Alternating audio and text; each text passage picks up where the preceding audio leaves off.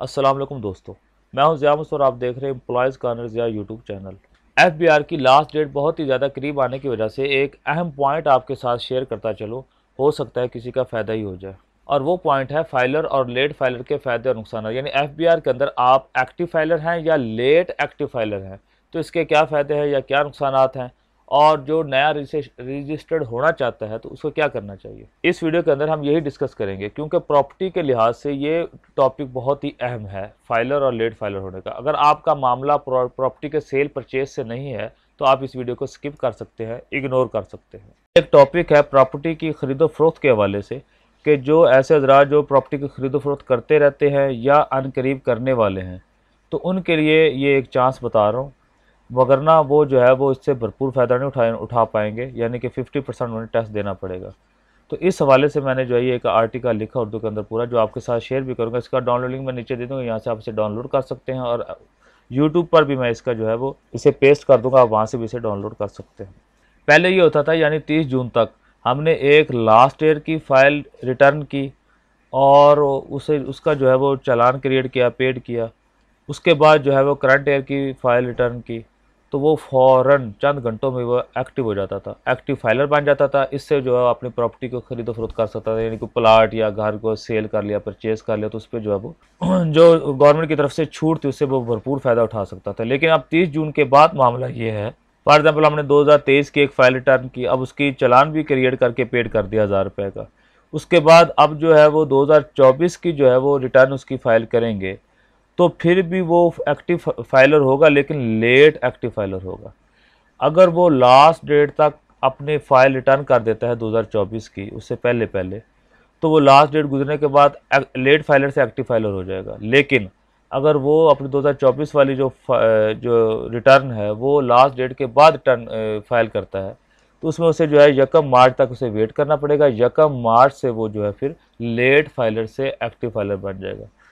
अब late filer, मैं तफसील के साथ भी आपको समझाता हूँ। लेट फाइलर का मतलब ये है कि सिर्फ प्रॉपर्टी के लिहाज से, फॉर एग्जांपल अगर आप बैंक में कोई ट्रांजैक्शन करते हैं पैसों की 50,000 से ज़ायद, लाखों में या 50,000 से ज़ायद, तो उस पर तो आपको वो फ़ायदा होगा, चाहे आप एक्टिव फाइलर हों या लेट एक्टिव फाइलर हों। उसमें आपको वो जो विद होल्डिंग टैक्स है वो आपको नहीं लगेगा।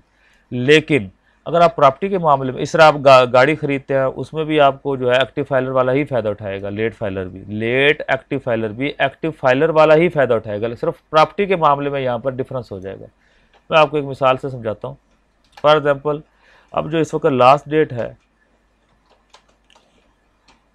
हो सकता बाद में ये एक्सटेंड हो जाए, 30/9/2024 ये लास्ट डेट है 2024 की फ़ाइल रिटर्न करने की। तो एक नया आदमी आता है, वो अपनी रजिस्ट्रेशन करवाता है और उसके बाद वो रिटर्न करवाता है अपनी 2023 वाली विद चालान, यानी कि लेट 2023 की लेट फाइल करने की वजह से उसे जो है वो 1000 का जो है वो चालान पेड करना पड़ेगा, 1000 का चालान पेड करना पड़ेगा। और उसके बाद जो है, अभी 30 सितंबर आई नहीं, 30 सितंबर से पहले पहले वो रिटर्न अपनी करवा देता है, 2024 वाली भी वो रिटर्न फाइल करवा देता है। तो अब क्या होगा कि जैसे ही 30 सितंबर गुजरेगी, यानी 1 अक्टूबर आएगी, 1 अक्टूबर को वक्ती वो सारा ये मामला करने के बाद वो लेट फाइलर ही होगा, एक्टिव होगा लेकिन लेट फाइलर होगा। लेकिन जैसे ही वो लास्ट डेट यानी 30 सितंबर गुजरेगी, तो 1 अक्टूबर 2024 को वो एक्टिव फाइलर बन जाएगा। लेकिन खुदा ना खास्ता वो ये 2023 वाली करवाता है, और लास्ट डेट जो रिटर्न की 2024 की लास्ट डेट थी 30 सितंबर, वो गुजर गई है, और बाद में वो जो है फाइल करवाता है। तो अब उसे जो है 1 मार्च 2025 तक वेट करना पड़ेगा लेट फाइलर से एक्टिव फाइलर बनने के लिए। यानी लेट एक्टिव फाइलर से एक्टिव फाइलर बनने के लिए उसे 1 मार्च 2025 तक इंतज़ार करना पड़ेगा, क्योंकि उसने 2024 की जो रिटर्न है वो बर वक्त, यानी कि लास्ट डेट से पहले पहले वो सबमिट ना करवा सका, लेट फाइल करवा सका, जिसकी वजह से उसे 5 माह का वेट करना पड़ेगा। तो फिर जाके वो एक्टिव फाइलर बन सकता है और अपनी प्रॉपर्टी की जो सेल परचेज से वो भरपूर फ़ायदा उठा सकता है। लेकिन अगर वो फॉर एग्ज़ाम्पल उसकी डेट अब ये एक्सटेंड हो जाती है, 31/10 हो जाती है, और 31/10/2024 से पहले पहले वो अपनी 2024 की रिटर्न भी वो ओके कर देता है, तो फिर क्या होगा, फिर वो 1 नवंबर यानी कि 1 नवंबर 2024 को वो लेट फाइलर से एक्टिव फाइलर हो जाएगा। उस वक्त तक लेट फाइलर रहेगा, फिर एक्टिव फाइलर बन जाएगा। फ़र्क इसमें इतना ही है कि सिर्फ जो है वो प्रॉपर्टी का मामला है, यानी कि मैं यहाँ पर लिखा भी एक जगह पर कि अगर वो एक्टिव फाइलर होगा तो उसे 2% देना पड़ेगा, 3% है या 2% जितना भी है। और अगर वो जो है लेट एक्टिव फाइलर है तो उसे प्रॉपर्टी के मामले में 6% टैक्स देना पड़ेगा। और अगर वो नॉन फाइलर है वो तो वो आपको पता ही है 10, 11, 12 या मुख्तलिफ रेट्स हैं, जो भी गवर्नमेंट का उस वक्त रेट चल रहा है वो उसे रेट लगेगा। तो एक्टिव और लेट एक्टिव फाइलर में यही फ़र्क है कि लेट एक्टिव फाइलर जो है वो प्रॉपर्टी की सेल परचेज़ के अंदर, ख़रीदो फरोख्त के अंदर 6%, और जो एक्टिव फाइलर होगा उसका जो भी रेट होगा गवर्नमेंट का उस वक्त का 2% होगा या 3% होगा, वो उससे भरपूर फ़ायदा उठा सकेगा। यही बात मैं आपको समझाना चाहता था कि अगर कोई नया एफबीआर में एंटर होना चाहता है, अपनी रजिस्ट्रेशन करवाना चाहता है, तो वो फ़ौरन लास्ट डेट से पहले पहले अपनी रजिस्ट्रेशन करवा ले, और उसके बाद जो है 2023 की रिटर्न पेड करने के बाद, चालान के साथ फाइल करने के बाद 2024 की रिटर्न भी जो है वो करवा दे ड्यू डेट से पहले पहले। तो ड्यू डेट तक तो वो लेट एक्टिव फाइलर होगा, लेकिन जैसे ड्यू डेट गुजरेगी तो वो एक्टिव फाइलर बन जाएगा।